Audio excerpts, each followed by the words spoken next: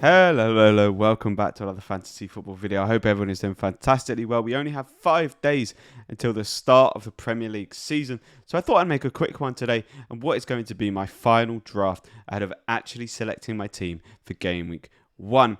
Now, the first player going into the team today is Edison, going with the premium 5.5 million goalkeeper. Premium goalkeepers this year are priced at a point that is quite nice, so we can actually put them into our teams. He scored 155 points last season with 20 clean sheets. And in comparison to the other Manchester City defenders, he's a lot less likely to be rotated, coming in at a similar price bracket, getting similar amount of points, and I think he will pick up very consistent points in the first 10 game weeks, with Manchester City having very nice fixtures. The first defender coming into our side is Trent Alexander-Arnold. There's a lot of hype for Trent around the community, with him staying at 7.5 million. It seems as though he's a kind of a central must-pick option, scoring 208 points last season with an expected goal contribution of 0.47. I just can't see myself going without him. So Trent is our first defender. And then looking at our second defender, we go with Cancelo. Quite a bit of hype around Cancelo as well. A little bit less so, as people are kind of making the argument that with Walker being 2 million cheaper and Robertson, for example, being the same price, are they not better options? And I do think there are good arguments to be made for in both of those cases. Cancelo, however, did score 7 points less than Trent last season, showing how good he is going forward. Both Liverpool and Manchester City have a cracking set of opening fixtures, but Cancelo does have a much higher ownership than the likes of Robertson, so you're more likely to lose out, for example, if Cancelo does well compared to if Robertson does well. And so for now, Cancelo is just about pipping it for me. Next, moving on to a player who I think could have a very explosive first 2 game weeks, and that is Matty Cash. Gerrard really looks to utilise his fullbacks and get them into very attacking positions, with Cash towards the end of last season picking up very dangerous spots. On top of this, he played every single minute of last season, making him an extremely solid pick for me, and so Matty Cash gets the third defender spot. Next, a player I've not really seen discussed very much, and that is Connor Cody. 4 Wolves coming in at 5 million. For me, he offers a safety that other players don't. Being the captain at the heart of that Wolves defence, you know he's going to play week in, week out. With a very nice first 2 fixtures of Leeds away and Fulham at home, hopefully he can pick up some early points and then I can offload if needed be. Next, we're going to be moving on to his Wolves teammate, and that is Pedro Neto, coming in at 5.5 million.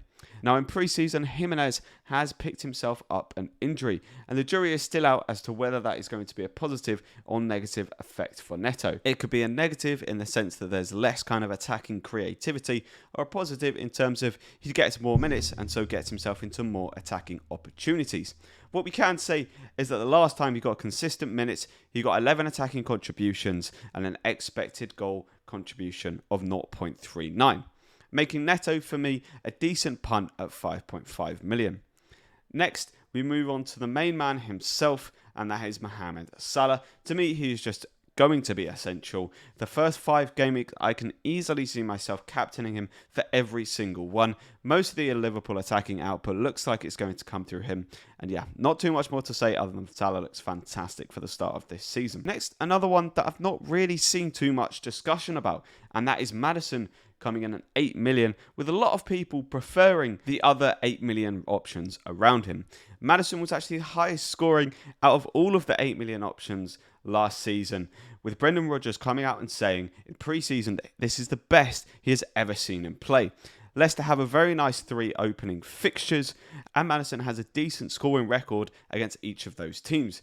For me, I think he has the potential to have an absolutely explosive start to this season.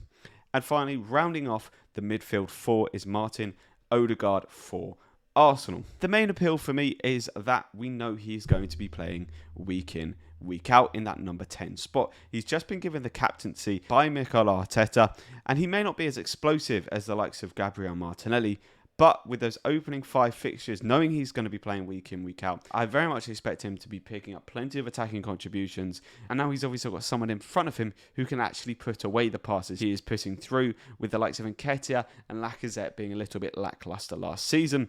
And talking of Z player, our first attacker is Gabriel Jesus of Arsenal. Fantastic signing for them. He has had an exceptional pre-season. He's the highest owned player in the game, and it already looks like you just can't go without him.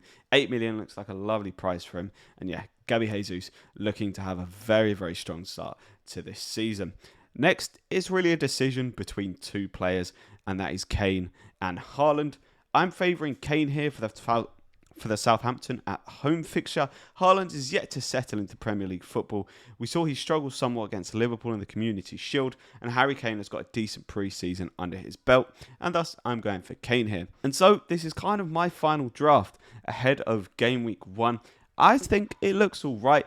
There may be a couple of players here and there that I'll be looking to change. The bench at the minute for me is Tomiyasu, Pereira, Plange and Ward. I could still see a bit of movement there, but I do like the reasonable depth that this gives me. The only thing I'm a little bit wary of are the Chelsea defenders, the Reece James and Ben Chilwell. And then, for example, someone like Perisic, who we saw get some decent minutes in a pre-season friendly against Roma. With him being such high ownership, you could lose out if you don't own him. If you have enjoyed this one, please don't forget to hit that like button. Hit the subscribe button if you're new around here. Give this team a little rating below, and I'll catch you in the next one. Cheers. See ya.